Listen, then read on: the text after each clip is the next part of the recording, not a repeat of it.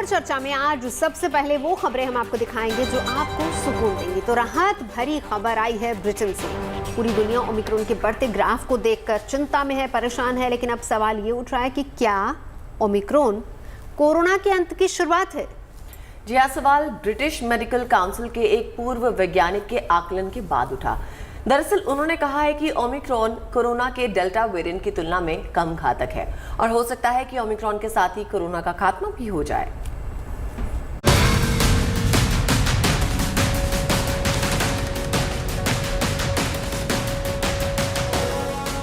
Omicron का संक्रमण दुनिया को डरा रहा है। ओमिक्रॉन लगातार अपना दायरा बढ़ा रहा है, लेकिन क्या ओमिक्रॉन कोरोना के अंत की शुरुआत है?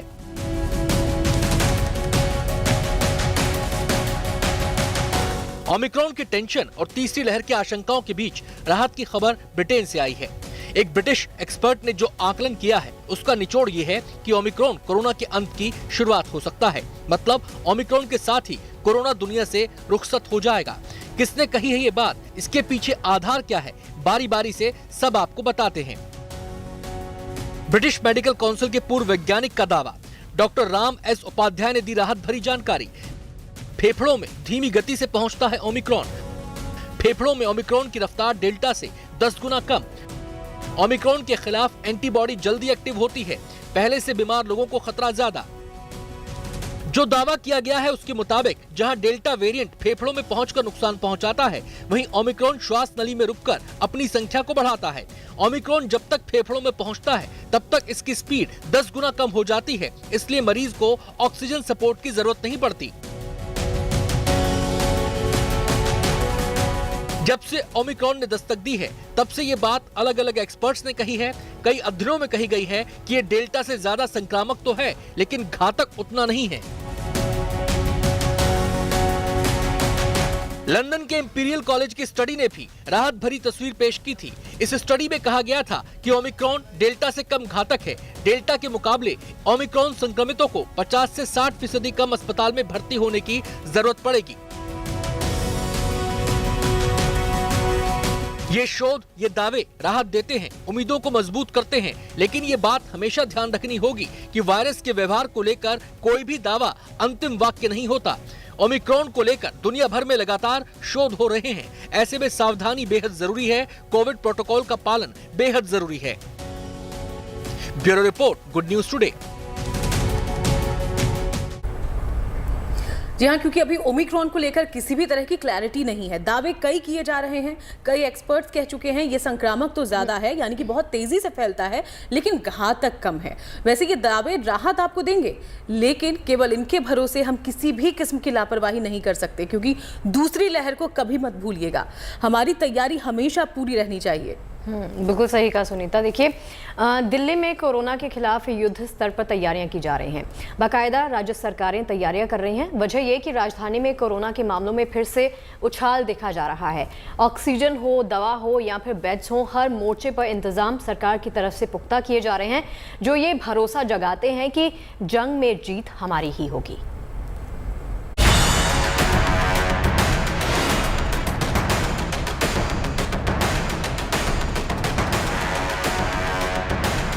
कोरोना की तीसरी लहर की आशंका से उपजे व्यवस्था की चुनौती बढ़ी है। दूसरी लहर में ऑक्सीजन की छटपटाहट और बेचैनी वाले इंतजाम के बीच मौत का मंजर दिल्ली देख चुकी है। लिहाजा ओमिक्रॉन के फैलने की आशंका के बाद अब दिल्ली एक्शन में है। कोरोना की दूसरी लहर में दिल्ली ने जो भुगता वो अब की बार न हो, इसके लिए सबसे पहले जिस बात पर फोकस किया जा रहा है वो है ऑक्सीजन की सप्लाई किसी भी वक्त कम न पड़े। गुड न्यूज टुडे संवाददाता मनीष चौरसिया वहां पहुंचे, जहां से दिल्ली के बड़े अस्पतालों में से एक LNJP का ऑक्सीजन प्लांट मौजूद है। LNJP की ऑक्सीजन प्लांट की जो क्षमता थी वो महज 5 टन थी, लेकिन अब ये क्षमता 10 गुना ज्यादा हो चुकी है। LNJP अब खुद हर रोज 55 टन ऑक्सीजन जनरेट करता है। LNJP में फिलहाल 2000 बेड है, इनमें से 900 ICU बेड हैं। इसके अलावा जितने भी दूसरे बेड हैं उन सब में भी ऑक्सीजन सप्लाई की कनेक्टिविटी दी गई है। मतलब हर बेड पर ऑक्सीजन की सुविधा मिलेगी। पूरी दिल्ली की हम बात करें तो पूरी दिल्ली में इस वक्त 98 ऑक्सीजन प्लांट बनकर तैयार हो चुके हैं। इनमें से 83 एक्टिव मोड में हैं, जबकि 15 प्लांट 15 जनवरी से तैयार हो जाएंगे। हमारे पास 950 आईसीयू बेड्स हैं और बाकी सारे जो 2000 बेड हैं उसमें सब में ऑक्सीजन सेंट्रल पाइपलाइन से हमारे यहाँ पे कनेक्टेड है। दिल्ली सरकार दूसरी लहर में बनाए गए अस्थायी हॉस्पिटल को एक्टिवेट करने में जुटी है। पूर्वी दिल्ली के कॉमनवेल्थ विलेज में एक खास कोरोना वार्ड तैयार किया गया है। इस वार्ड में ऑक्सीजन बेड्स के साथ साथ इमरजेंसी हालात से निपटने की तैयारी भी की गई है। कोरोना की दूसरी लहर के दौरान सबसे ज्यादा जरूरत महसूस हुई थी ऑक्सीजन की, और इस बात का ध्यान रखा गया है कि जब तीसरी लहर आए तो ऑक्सीजन की कमी ना हो। मेरे ठीक पीछे आप ये ऑक्सीजन प्लांट देख रहे हैं। इस वक्त हम मौजूद हैं CWG गांव में। ये गांव वो जगह है जहां पर अस्थायी तौर पर कोरोना का अस्पताल बनाया गया था।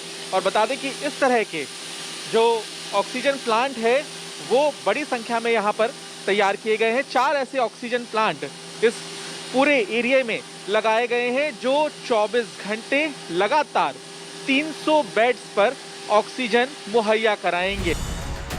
CWG विलेज में करीब 100 बेड्स का अस्पताल दोबारा तैयार कर लिया गया है। दूसरी लहर से सबक लेते हुए यहाँ हर बेड को ऑक्सीजन प्लांट से कनेक्ट किया गया है। हम मौजूद हैं पूर्वी दिल्ली के CWG विलेज में, और यहाँ पर बेड्स की व्यवस्था की जा रही है ताकि अगर अचानक से मामले बढ़ जाएं तो मरीजों को यहाँ भर्ती किया जा सके।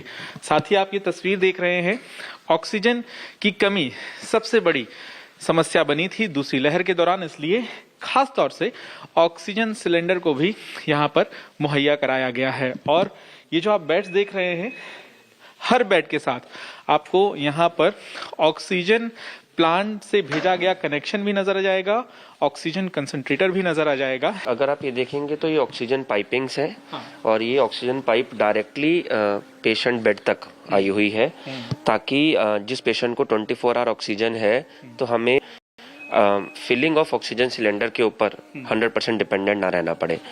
तो लगभग 200 से 300 बेड्स ऐसे बनाए गए हैं जिनके ऊपर ये ऑक्सीजन पाइपिंग जो हमारी जो बाहर 3 ऑक्सीजन प्लांट्स हैं उनके साथ कनेक्टेड है।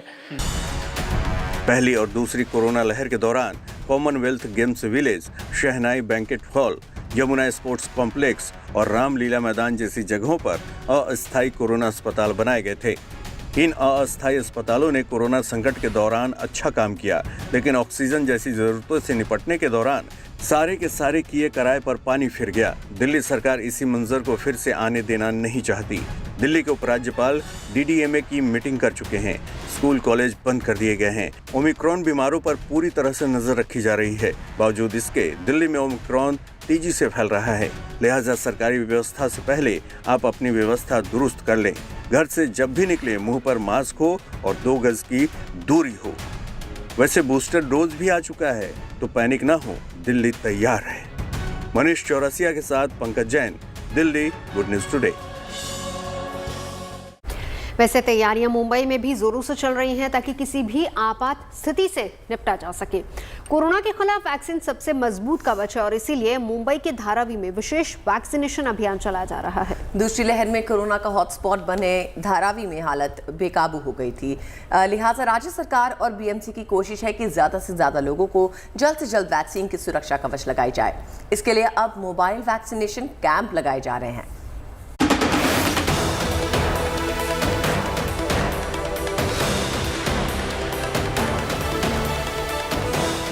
तकरीबन 2.5 वर्ग किलोमीटर के क्षेत्रफल में फैला ये एशिया का सबसे बड़ा स्लम। इस छोटी जगह में घनी आबादी है। करीब 8 लाख लोग इस बस्ती में बसर करते हैं। पहली और दूसरी लहर के दौरान ये पूरा इलाका कोरोना का हॉट स्पॉट बना हुआ था, लेकिन वायरस के विरुद्ध जारी युद्ध में धारावी के लोगों ने बढ़ चढ़कर हिस्सा लिया। धारावी की कोरोना के खिलाफ लड़ाई की सफलता की सराहना WHO ने भी की थी। अब जब देश पर ओमिक्रॉन के कारण तीसरी लहर का खतरा मंडरा रहा है, तो धारावी में तैयारी तेज हो गई है इससे बचाव की। धारावी में ज्यादा से ज्यादा लोगों को वैक्सीन की सुरक्षा कवच मिले, इसके लिए अभियान चलाया जा रहा है। बहुत अच्छे से रिस्पांस आ रहा है हमको। हम लोग हर दिन 200 से ऊपर ही वैक्सीनेशन कर रहे हैं। तो जिस प्रकार ये 200 के ऊपर रोज का वैक्सीनेशन हो रहा है, उस प्रकार जल्दी ही वैक्सीनेशन हो जाएगा धारावी में। बीएमसी के इन कैंप में उन लोगों को वैक्सीन लगाई जा रही है जिनके पास कोई प्रमाण पत्र नहीं है, जो सड़क पर जिंदगी बसर करते हैं, मजदूरी करते हैं या फिर किसी दूसरी वजह से अब तक टीका नहीं लगवा पाए हैं। धारावी में कोरोना जिस तरह से फैला था, तो वैक्सीनेशन हम लोग उसी प्रकार से वैक्सीनेट हर पब्लिक को हम लोग वैक्सीनेट करने का सोच रहे हैं। तो हर इंसान सेंटर पे जाके अभी वैक्सीन नहीं ले सकता, उसके कारण अभी हम लोग ने वैक्सीनेशन ऑन व्हील ये मुहिम चालू की है। तो उसमें हम लोग जगह जगह जाके वैक्सीनेशन कर रहे हैं, और जिन लोगों के पास आईडी प्रूफ नहीं है उनके लिए भी हम लोग स्पेशल सेशन क्रिएट करके उनको भी वैक्सीनेट कर रहे हैं। बीएमसी का दावा है कि धारावी की 60% जनता को वैक्सीन की सुरक्षा कवच दी जा चुकी है और नए साल के शुरुआती महीने में ही पूरे धारावी को पूरी तरह वैक्सीनेट कर दिया जाएगा। चुनौती बड़ी है, लेकिन प्रयास में कोई कमी नहीं है। एशिया का सबसे बड़ा स्लम माने जाने वाला धारावी, जहां पर कोरोना की शुरुआत में सबसे ज़्यादा संक्रमण यहीं से फैला था, ऐसे में अब बीएमसी ओमिक्रॉन के खतरे को देखते हुए पूरी कोशिश कर रही है कि पूरे धारावी को जल्द से जल्द वैक्सीनेट किया जाए। ऐसे में बीएमसी की तरफ से एक और मुहिम शुरू की गई है, जहाँ पर उन लोगों को वैक्सीनेट किया जा रहा है जिनके पास कोई ID कार्ड नहीं है। और एक सबसे बड़ी खुशखबरी धारावी और पूरे महाराष्ट्र के लिए ये भी है कि धारावी में रहने वाले कम से कम 60% से ज़्यादा लोगों को बीएमसी वैक्सीनेट कर चुकी है। और अगर बीएमसी की माने तो आने वाले साल की शुरुआत में पूरे धारावी को पूरी तरीके से वैक्सीनेट कर दिया जाएगा। कैमरामैन सचिन के साथ पारस दामा, गुड न्यूज़ टुडे। देखिए, कोरोना ने जिंदगी के हर पहलू को प्रभावित किया है। हमारी शादी समारोह उत्सव में इसकी मार पड़ी है। कोरोना के कारण ना जाने कितनी शादियों को कैंसिल भी करना पड़ा, कितने आयोजन भी रद्द हो गए। क्यों सुनीता? बिल्कुल सही कहा तुमने शगुफ्ता। शादियां कैंसिल हुई, लोगों के पैसे की चपत भी लगी है। लेकिन अब ऐसा नहीं होगा, क्योंकि अब लोगों के सामने एक विकल्प है, एक ऑप्शन है। इस नुकसान से बचने के लिए कई लोग अब वेडिंग इंश्योरेंस का विकल्प भी आजमा रहे हैं। तो इस नए कॉन्सेप्ट के बारे में और ज्यादा जानकारी इस रिपोर्ट से लीजिए।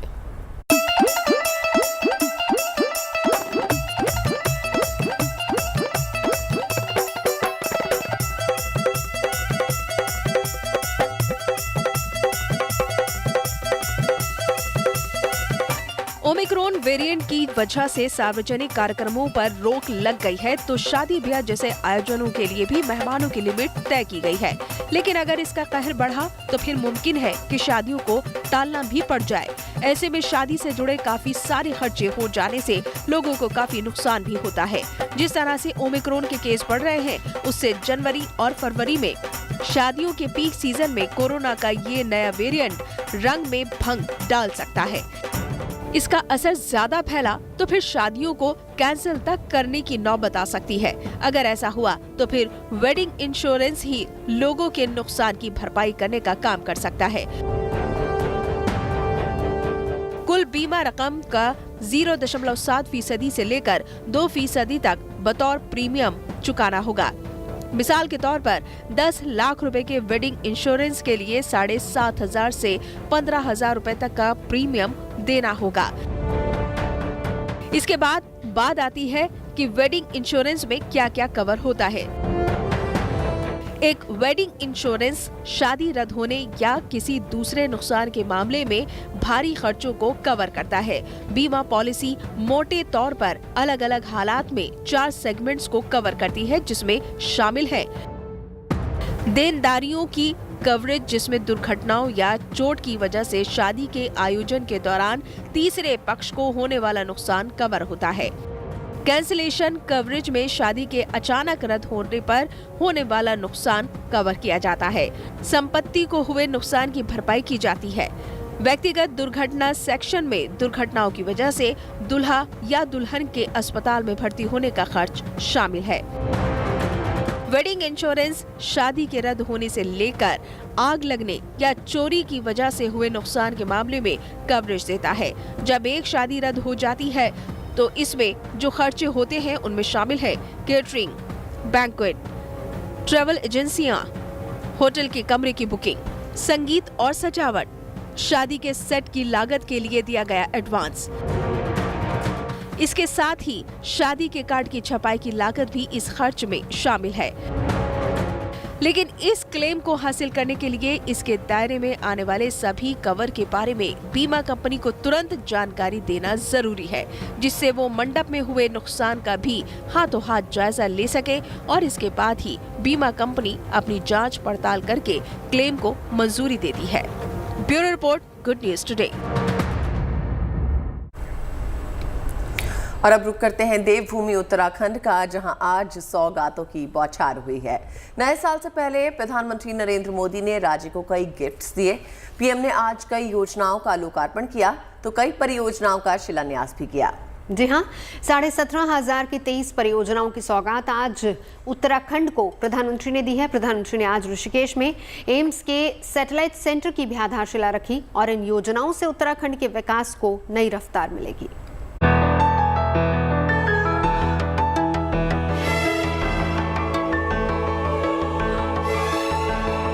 उत्तराखंड पर आज सौगातों की बौछार हुई है।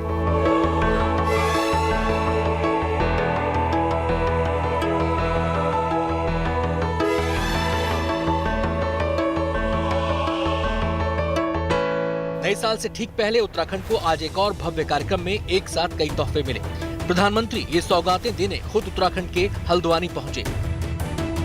पीएम ने यहां 17,500 करोड़ रुपए की 23 परियोजनाओं का उद्घाटन और शिलान्यास किया। इनमें से पीएम ने 14,127 करोड़ रुपए की योजनाओं का शिलान्यास किया तो वहीं 3,420 करोड़ की योजनाओं का लोकार्पण उनके हाथों हुआ। हल्द्वानी वालों के लिए मैं नए साल की एक और सौगात लेकर आया हूं। हल्द्वानी शहर के ओवरऑल इंफ्रास्ट्रक्चर के लिए, विकास के लिए हम लगभग 2,000 करोड़ रुपए की योजना लेकर आ रहे हैं। प्रधानमंत्री ने आज जिन प्रोजेक्ट की आधारशिला रखी उसमें सबसे अहम है लखवाड़ बहुउद्देशीय परियोजना। प्रोजेक्ट की फाइलें पिछले 45 सालों से सरकारी दफ्तरों के चक्कर काट रही थी। करीब 4 दशक से लटकी और अटकी इस परियोजना को 5,750 करोड़ रुपए की लागत से पूरा किया जाएगा।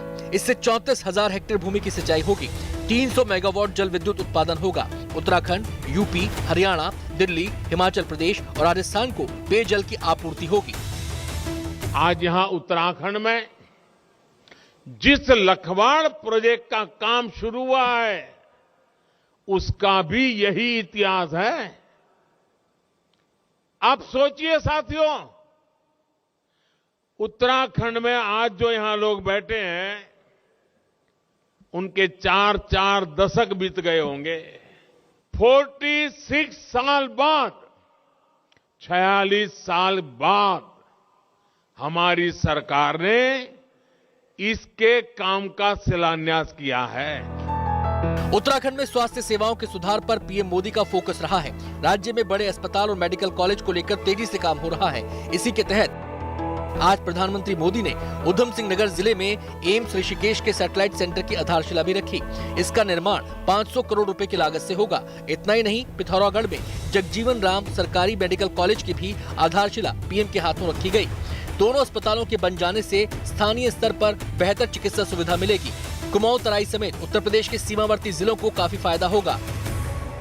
आज उधम सिंह नगर जिले में एम्स ऋषिकेश के सैटेलाइट केंद्र और पिथौरागढ़ में जगजीवन राम सरकारी मेडिकल कॉलेज की आधारशिला रखी गई है।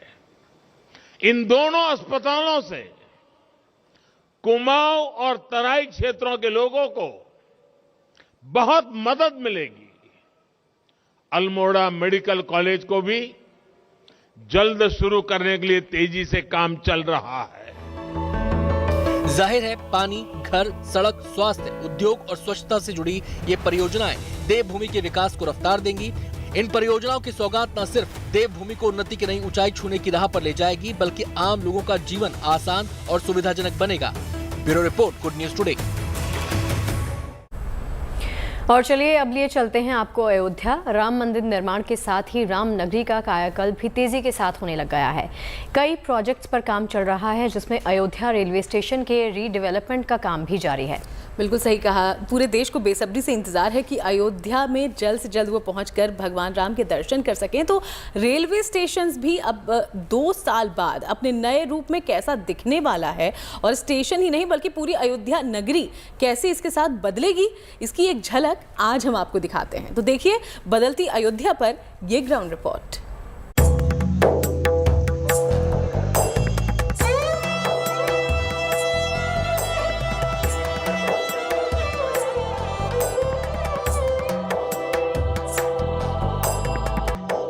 अयोध्या में राम मंदिर निर्माण का काम तेजी से चल रहा है।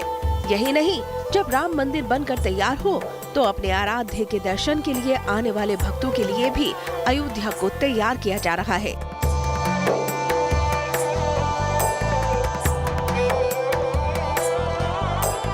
अयोध्या का रेलवे स्टेशन का ये दृश्य देखिए।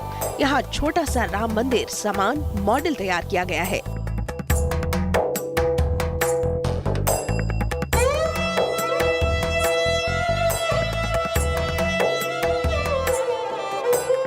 उम्मीद की जा रही है कि रामलला का दर्शन करने रोजाना 1 लाख भक्त जुटेंगे, तो इसके लिए भी बेहतर व्यवस्था जरूरी है। लिहाजा उस पर भी काम चल रहा है। भविष्य का अयोध्या रेलवे स्टेशन कैसा होगा, जरा सुनिए। ये जो है 126 करोड़ की लागत का प्रोजेक्ट है और 10,000 स्क्वायर मीटर में हम लोग इस बिल्डिंग को अब बना रहे हैं। मेन हम लोग का कंसंट्रेशन कि अयोध्या स्टेशन में राम के लुक को, उसको राम को दिखाते हुए इसमें हम लोगों ने शिखर दिए हैं, पिरामिड्स है, बीच में मुकुट भी है, चक्र भी है। इसके अलावा अयोध्या रेलवे स्टेशन कैसा होगा, ग्राफिक के जरिए समझिए। 15.96 हेक्टेयर पर बन रहा अयोध्या का रेलवे स्टेशन का पूरा प्रोजेक्ट 126 करोड़ रुपए का है। राम मंदिर के निर्माण का जिस दिन पहला पत्थर रखा गया था, उसी दिन से तय हो गया था कि अयोध्या में भक्तों का मेला अब हर दिन लगेगा। जाहिर है इसके लिए शहर का सिस्टम बिल्कुल चौकस होना चाहिए। अयोध्या रेलवे जंक्शन पर इस वक्त एक ही एंट्री पॉइंट बना है, लेकिन रेल अधिकारियों ने कहा है कि दूसरा एंट्री पॉइंट बनाने के लिए उन्हें जमीन का अधिग्रहण करना पड़ेगा, जो शुरू होने वाला है। इसके अलावा स्टेशन पर अभी 3,000 तक यात्रियों को अकोमोडेट करने की कैपेसिटी है, लेकिन आने वाले दिनों में जब नया स्टेशन बन जाएगा तो सरकार एक्सपेक्ट कर रही कम से कम 1 लाख यात्री प्रतिदिन अयोध्या जंक्शन पर आएंगे और राम मंदिर के दर्शन करेंगे। अभी जो हम लोग कर रहे हैं ये बेसिकली अयोध्या स्टेशन का रीडेवलपमेंट का फेज़ 1 है। इसमें एक स्टेशन बिल्डिंग बन रही है, 2 FOB बनेंगे। फेज़ 2 में सेकेंड एंट्री पे काम होना है, लेकिन अभी वो भी बहुत प्रिलिमिनरी स्टेज है क्योंकि लैंड एक्विजिशन का काम अभी प्रोसेस में है। वो कंप्लीट होने के बाद उसकी प्लानिंग डिटेल जो भी प्लान होगा वो डेवलप किया जाएगा। अयोध्या रेलवे स्टेशन के रीडेवलपमेंट का काम फेजेस में पूरा होना है। शुरुआती फेज की डेडलाइन मार्च 2022 है, जबकि इसके 2 ब्रिज दिसंबर 2022 तक बनकर तैयार होने वाले हैं। राम राजनीति से परे है और राम भक्तों को अपने आराध्य से ही लगाव है। सियासत से वास्ता कम है। राम की नगरी का चहुमुखी विकास हो, भक्त इससे ज्यादा और क्या चाहेंगे। राम मंदिर के भव्य निर्माण से और रेलवे स्टेशन के विकास कार्य से भारतीय जनता पार्टी यूपी में राजनीति नहीं कर रही है वोट बैंक की, लेकिन कहीं ना कहीं सरकार को इन कार्यों का फायदा होगा जो अभी आने वाले उत्तर प्रदेश चुनाव में देखा जाएगा। और अब के लिए जब ये स्टेशन बनकर तैयार होगा दिसंबर 2022 तक, तब के बाद यहाँ पर आने वाले जो यात्री हैं वो सीधा एक मार्ग यहाँ रेलवे स्टेशन पर पहुंचेंगे अयोध्या में और बिल्कुल ही बगल में राम मंदिर के दर्शन कर पाएंगे। पवन कुमार के साथ अयोध्या से मैं मिलन शर्मा, गुड न्यूज टुडे। तो देखिए फिलहाल रुकेंगे छोटे से ब्रेक के लिए, कहीं मत जाइएगा क्योंकि ब्रेक के बाद आपको दिखाएंगे मामा वार्ड की खासियत क्या है। तो चाय पर चर्चा आप देख रहे हैं। अब देखिए कि नए साल की तैयारियां हम कर रहे हैं और हम यकीनन इस साल अब ये भी बात करेंगे, अब चलते चलते साल की भी बात करेंगे कि 2021 में कौन सी अच्छी बातें हुई, कौन सी अच्छी चीज़ें हुई आप लोगों के साथ। शगुफ्ता, जब मैं मास्क नहीं लगा रही थी, बीच में वो थोड़ा सा टाइम आया था ना जब हम मास्क फ्री जिंदगी जी रहे थे। हाँ। सो वो फिर से मैं चाहती हूँ वो दिन वापस आ जाए। बिल्कुल, क्योंकि कोरोना जब से आया है ना, लोगों की खुशी और लोगों के दुख एक ही चीज़ से जुड़ गए हैं। तो बस यही उम्मीद है, अब देखिए नया साल आ रहा है, उसके वेलकम की हम तैयारियां कर रहे हैं, लेकिन साथ में कोरोना का साया भी है। बिल्कुल, उम्मीद यही कि जल्द राहत मिल जाए। बिल्कुल, मुझे ये बताना है कि कश्मीर जो है उसके बारे में हमने बहुत सी अच्छी बातें सुनी इस साल भर, वहां पर बहुत तरक्की हो रही है। तो चलिए 2021 में एक राज्य ऐसा रहा जहां पर तरक्की हुई और जहां से बहुत सारी गुड न्यूज़ आई, और यकीनन हमारी चाय की चर्चा का जो स्वाद है ना, वो कश्मीर से भी जुड़ा रहा।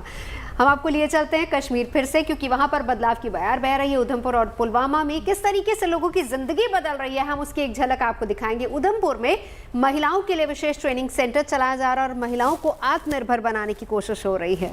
अच्छी तस्वीर पुलवामा से भी आई है, जहां बिजली सब स्टेशन की शुरुआत हुई। ये पावर स्टेशन केवल पुलवामा ही नहीं बल्कि पूरे दक्षिणी कश्मीर के लिए वरदान साबित हुआ है। पावर स्टेशन से पूरे इलाके में बिना बाधा बिजली आपूर्ति की जा रही है। इलाके के लोग इससे बहुत खुश हैं।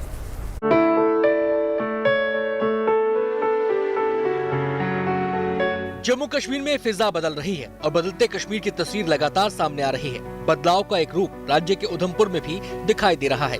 ये उधमपुर का मुत्तल गांव है, जहां एक खास ट्रेनिंग कैंप चल रहा है। इस ट्रेनिंग कैंप में जिले के दूर दराज गाँव की लड़कियां और महिलाएं आ रही हैं। यहाँ उन्हें कारपेट वीविंग की ट्रेनिंग दी जा रही है। खूबसूरत कालीन बनाना कश्मीर के हस्तशिल्प का हिस्सा रहा है। इस ट्रेनिंग सेंटर में उस हुनर को और निखारा जा रहा है। बाजार की डिमांड के मुताबिक महिलाओं को ट्रेनिंग दी जा रही है। मैं धन्यवाद करती हूँ अपने प्रधानमंत्री जी का, जिन्होंने हमारे लिए काम खुलवाया। तो हमें इस काम से बहुत ही ज़्यादा बेनिफिट है। ये गड्डी का सेंटर इधर सीख रहे हैं, हमें सर सिखाते हैं और हमें बड़े फायदे होते हैं इसके, क्योंकि हम जब घर में बैठे होते हैं, ऐसे पहले तो फ्री बैठे होते थे, तो अब जब फ्री होता है टाइम हम आ जाते हैं इधर। पहले लेडीज ये काम खेती बाड़ी का काम करती थी, तो इसलिए अब ये गवर्नमेंट ने यहाँ पे ये सेंटर खोला है, यहाँ पे हम सीखती हैं काम। ये ट्रेनिंग कैंप राज्य के हैंडीक्राफ्ट विभाग की निगरानी में चल रहा है। यहाँ महिलाओं को ट्रेनिंग के साथ साथ 1000 रुपए की प्रोत्साहन राशि भी दी जाती है। इतना ही नहीं, ट्रेनिंग पूरी होने के बाद अगर कोई महिला अपनी कारपेट यूनिट लगाना चाहे तो विभाग इसमें भी सहयोग करता है। जो हमारा डिपार्टमेंट है, इसकी प्रिंसिपल जो प्रोग्राम है, प्रिंसिपल जो काम है इसका, कि जो हमारे अनएम्प्लॉयड यूथ होते हैं जो किसी कारणवश नहीं पढ़ पाते, आगे नौकरी के लिए क्वालिफाई नहीं कर पाते, फिर हम उन लोगों को अपने जो हमारे गवर्नमेंट के डिपार्टमेंट्स के ट्रेनिंग सेंटर्स हैं हैंडीक्राफ्ट्स के, उसमें उनको हम ट्रेनिंग प्रोवाइड करते हैं हैंडीक्राफ्ट ट्रेड्स में। और उन ट्रेनिंग्स में हम ट्रेन करके जब उनकी ट्रेनिंग कंप्लीट हो जाती है, फिर हम उनको अपने कोऑपरेटिव फोल्ड में रजिस्टर्ड करके ऑर्गेनाइज सेक्टर में लाकर उनको फिर गवर्नमेंट स्कीम्स के लिए हम उनको लोन्स वगैरह देते हैं। फिर उसके बाद स्पॉन्सरशिप भी करते हैं, जो फाइनेंशियल इंस्टीट्यूट्स हैं हमारे, जैसे बैंक्स वगैरह होते हैं जो लोन प्रोवाइड करते हैं। कश्मीर में बदलाव की एक और तस्वीर पुलवामा से आई है। पुलवामा में घाटी का पहला गैस इंसुलेटेड पावर सबस्टेशन स्थापित किया गया है। इस सबस्टेशन के चालू होने से दक्षिणी कश्मीर में पावर सप्लाई बेहतरीन हो गई है। इस इलाके में सर्दियों के मौसम में लोगों को पावर कट से जूझना पड़ता था, लेकिन अब बिना बाधा बिजली की सप्लाई हो रही है। सबस्टेशन के चालू होने से लोग बेहद खुश हैं। जो बड़े बड़े इंडस्ट्रीज हैं उनको भी फायदा मिला है। आजकल के ज़माने में ऑनलाइन की क्लासेस या पावर की ज़रूरत है, जिनको उनको भी फ़ायदा मिला है इस 220 से। मैं गवर्नमेंट का शुक्रगुजार हूँ और हमारे आला हुकाम अफसरान जो थे उनका भी शुक्रगुजार हूँ कि ये जो ग्रिड बनाया, ये इससे बहुत फ़ायदा मिला हमको। केवल बिजली आपूर्ति के लिहाज से ये सबस्टेशन फायदेमंद नहीं है, बल्कि इसके और भी कई फायदे हैं। इस सबस्टेशन से लैंड कॉस्ट 4 गुना कम हो रही है। ये किफायती है क्योंकि इसकी जीरो मेंटेनेंस है। GIS ग्रिड है हमारे वैली में और इसके बहुत सारे एडवांटेजेस है। नंबर 1, जो हमारा लैंड का कॉस्ट है वो 4 टाइम्स डिक्रीज हो रहा है। नंबर 2, इसकी मतलब जीरो मेंटेनेंस है, 5 साल तक इसको कोई भी मेंटेनेंस नहीं करनी है हमें। और नंबर 3, जो सबसे मतलब हमें साउथ कश्मीर में जो पावर क्राइसिस हो रही थी, तो वो अब क्राइसिस तकरीबन 90% खत्म हो गई है। इस GIS की कमीशन से पूरा साउथ कश्मीर जनरली और पर्टिकुलरली पुलवामा डिस्ट्रिक्ट जो है, वहाँ जो हमें मैक्सिमम कटेलमेंट्स होते थे ग्रिड से, तो वो जीरो हो रहे हैं। यहाँ से अब कोई कटेलमेंट नहीं हो रहा है, क्योंकि यहाँ से 24 आवर्स हम अभी हमारा जो ग्रिड है 50% ही लोडेड है। तो तकरीबन हम फ्यूचर में भी अभी 10 साल तक मुझे नहीं लगता कि ये ओवरलोड होगा। कश्मीर और कश्मीर के लोग वक्त के साथ कदमताल करने को तैयार हैं। वो चाहे कारपेट फीडिंग कैंप हो या पावर स्टेशन, बदलाव हर मोर्चे पर हो रहा है। ये बदलाव नए कश्मीर को नए सिरे से तलाश रहा है और तराश रहा है। Bureau report, good news today. और देखिए, नवजात बच्चों की सेहत जो अक्सर चिंता का विषय बनी रहती है, उससे जुड़ी हुई एक अच्छी न्यूज़ आई है।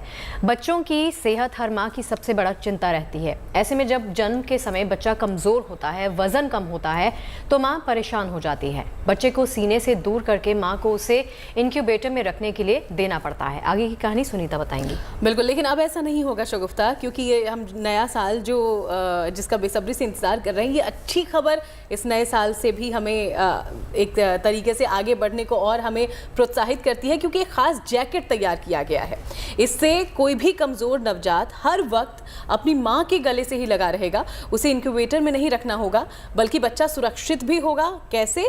क्योंकि अब उसे इंक्यूबेटर की जो सारी सुविधाएं हैं वो उसी खास जैकेट में मिल जाएगी, जिसका नाम है ममा पॉड। तो इसके बारे में और ज़्यादा डिटेलिंग इस रिपोर्ट में।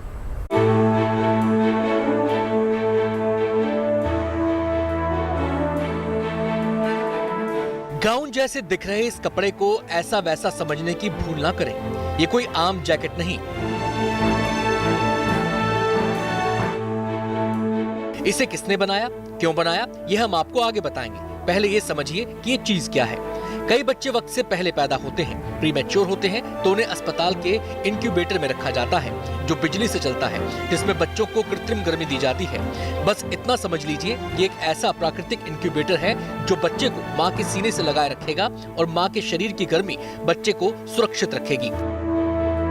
तो ये एक बहुत सिंपल इंटरवेंशन WHO ने अप्रूव किया है कि यदि बच्चे को माँ की स्किन के साथ माँ के ब्रेस्ट के बीच में बच्चे को रखा जाए अच्छे से सिक्योर करके, तो माँ की बॉडी हीट से बच्चा वार्मथ लेता है। And it has been shown कि ऐसे जिन बच्चों को KMC दी जाती है वो बच्चे बहुत ज़्यादा रिकवर करते हैं और उनका मोर्टेलिटी रेट ऑलमोस्ट 51% कम हो जाता है। इसे बनाने में 3 जगह के विशेषज्ञों ने अपना योगदान दिया है, जिसमें सबसे पहले है दिल्ली IIT का टेक्सटाइल एंड फाइबर इंजीनियरिंग विभाग, और इसे साकार करने में दिल्ली एम्स के साथ वर्ल्ड यूनिवर्सिटी ऑफ डिजाइन ने भी मदद की है। इसे पहनने और इस्तेमाल करने में कोई दिक्कत नहीं आती। खासतौर पर माँ की सुविधा का विशेष ख्याल रखा जाता है। मैम, ये बेल्ट इस तरीके से क्यों दिया गया है इसमें? हाँ, तो इसके 2 पर्पसेस हैं एक्चुअली। एक तो इसको फ्रंट में हमने रखा है इसलिए ताकि माँ खुद पहन सके और आगे बांध सके, और दूसरा ये होता है कि जब पोस्टपार्टम मदर होती हैं तो उनका एब्डोमिनल साइज़ हर दिन चेंज हो रहा होता है, श्रिंक हो रहा होता है। तो ये एडजस्टेबिलिटी देने के लिए कि वो अपनी सहूलियत के हिसाब से जितना टाइट जितना लूज़ करना चाहे वो पहन सकती हैं। लेकिन हर माँ खुद से ज़्यादा बच्चे का ख्याल रखती है, लिहाजा इस मम्मा पॉड में नवजात की मुलायम स्किन भी सुरक्षित रहेगी। ये फैब्रिक हमने जो लिया है ये खास चुना गया है जिससे कि बच्चे को बहुत नरम और कंफर्ट रहे, क्योंकि इनकी स्किन बहुत ही ज़्यादा टेंडर होती है, तो किसी भी तरह का अब्रेशन फ्रिक्शन वगैरह हम नहीं चाहते हैं। तो हमने बहुत सॉफ्ट और ब्रीदेबल फैब्रिक लिया है ताकि बच्चा अनकंफर्टेबल ना हो। माँ के सीने से ज्यादा सुरक्षित जगह कोई नहीं, ये कहावत तो सबने सुनी होगी। मम्मा पॉड ने इस कहावत को साकार करके दिखाया है। इसे कोई भी पहन सकता है, ना सिर्फ माँ बल्कि इसे पिता भी पहन सकते हैं, साथ ही साथ इसे बच्चे की दादी नानी सभी पहन सकते हैं और बच्चे को KMC दे सकते हैं, जो कि कम वजन वाले बच्चों के लिए बहुत ही ज़्यादा ज़रूरी होती है। कैमरा पर्सन अंकित सिंह के साथ श्रुतिका, दिल्ली। ठंड से बचने के लिए हम बहुत कुछ करते हैं, हीटर लगा लेते हैं, रज़ाई ले लेते हैं, चाय भी पीते हैं। चलिए अब हम आपको लिए चलते हैं उत्तराखंड, और उत्तराखंड के नैनीताल इलाके की तस्वीरें हम आपको दिखाते हैं। वही ऐसी बर्फबारी हुई है ना कि ये तस्वीरें देखकर आपका मन करेगा पैकिंग करें और नए साल का जश्न वही मनाएं। अदिति, क्या ख्याल है? एक्चुअली दिल तो बहुत कर रहा है पहुंच जाऊं, बर्फ़ का मज़ा उठाऊं। हिमाचल प्रदेश और जम्मू कश्मीर में लगातार बर्फ़ जो गिर रही है और कई सड़कों को बंद तो कर दिया गया है, लेकिन फिर भी दिल तो यही चाहता है कि वहां पर होना चाहिए। पर जो वहां पर ट्रैवल कर रहे हैं उन पर्यटकों की मौज है, क्योंकि बर्फ़ की सफ़ेद चादर उन्हें वहां पर राहत ज़रूर दे रही है। नज़रों से ही सही।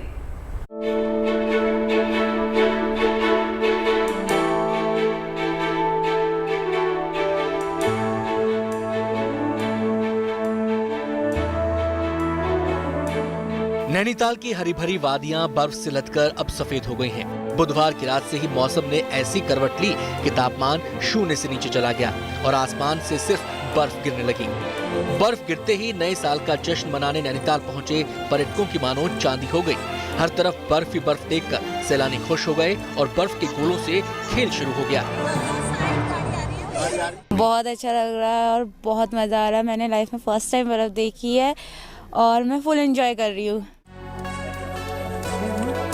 ज्यादा बर्फबारी से गाड़ियों के पहिए थम गए, सड़कों पर यातायात थम गया, लेकिन रास्ते में फंसे लोगों के लिए भी इंतजार के ये पल यादगार हो गए। हम भी यहाँ पे रुके हुए हैं, पिछले 2-3 घंटे हो गए, तो जब पूरे तरीके से क्लियर हो जाएगा उसके बाद ही आगे बढ़ेंगे। ये तस्वीर श्रीनगर की है, जहां बर्फबारी ने पिछले कई सालों का रिकॉर्ड तोड़ दिया है। पिछले कई दिनों से लगातार बर्फबारी हो रही है और नतीजा आपके सामने है। तापमान -15 डिग्री सेल्सियस तक गिर चुका है। हालत ये है कि पुंछ और राजौरी को जोड़ने वाली सड़क को बंद करना पड़ा है।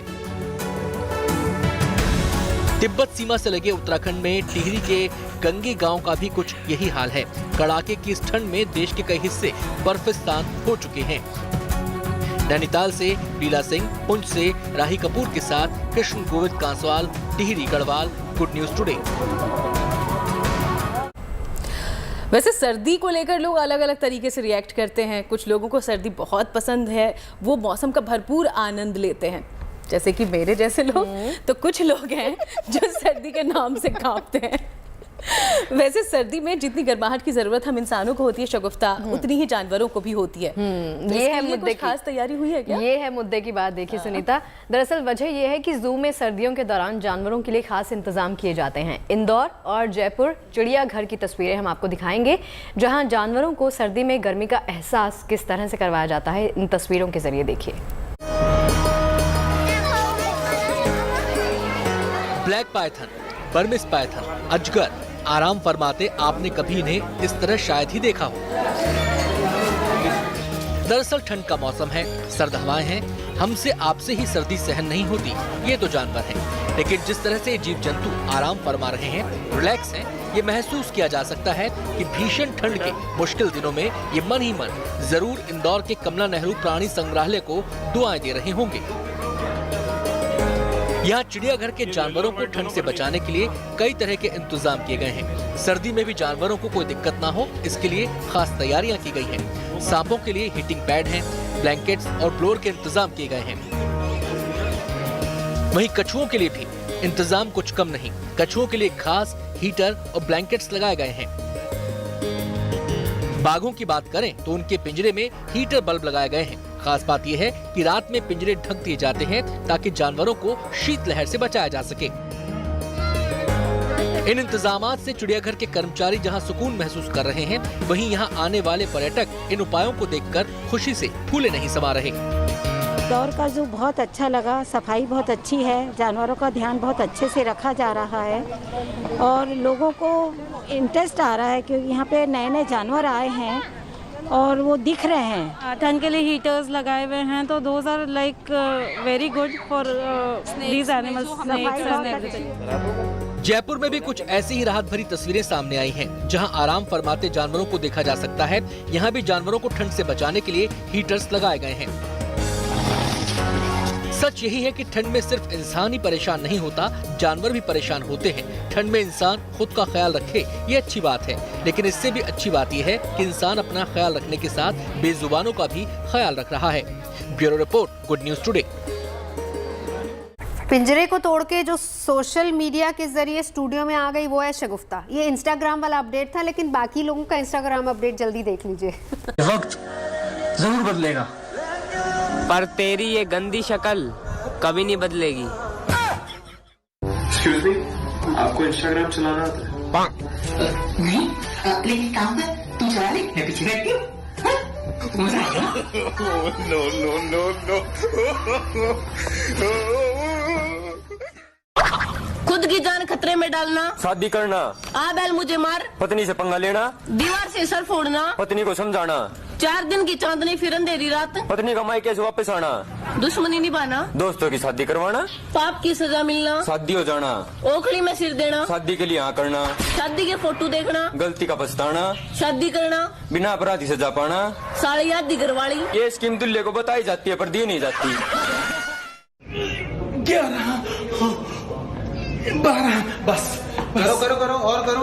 अरे यार मेरी शक्ल पे तरस नहीं आता। शक्ल पे तो आता है, पेट पे नहीं आता है। No no no no.